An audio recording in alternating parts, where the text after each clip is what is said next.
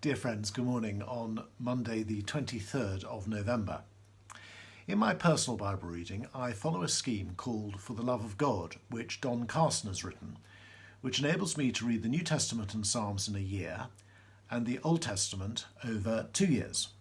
There are 2 passages to read each day and 2 more if you have the time.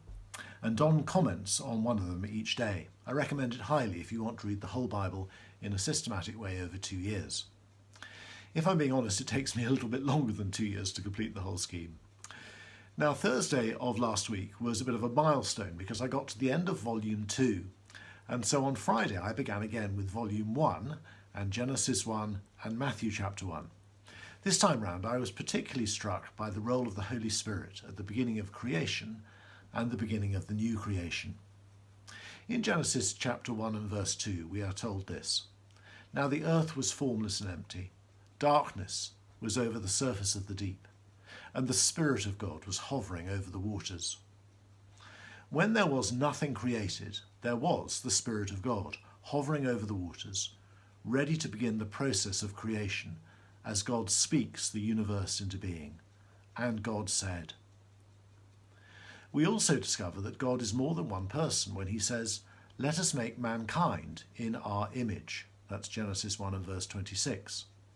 And later in the Bible we discover that he is in fact 3 persons in an eternal relationship of love: Father, Son, and Holy Spirit. And the creation of the heavens and the earth is the first act of this love recorded in the Bible. Now in Matthew chapter 1 and verse 20, Joseph is told, "Joseph, son of David, do not be afraid to take Mary home as your wife, because what is conceived in her is from the Holy Spirit."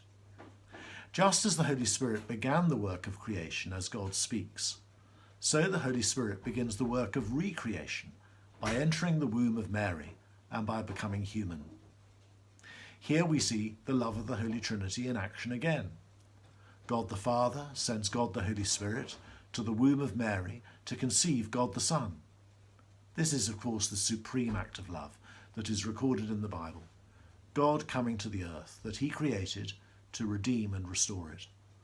As the angel goes on to say to Joseph, "You are to give him the name Jesus, because he will save his people from their sins."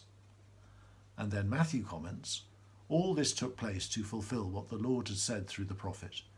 The virgin will conceive and will give birth to a son, and they will call him Emmanuel," which means God with us. So as we move into Advent next week and begin to look forward to Christmas, let's keep in mind the immense sweep of the loving purposes of God the Holy Trinity, from creation to recreation. Bow down and worship, for this is your God. God bless you today.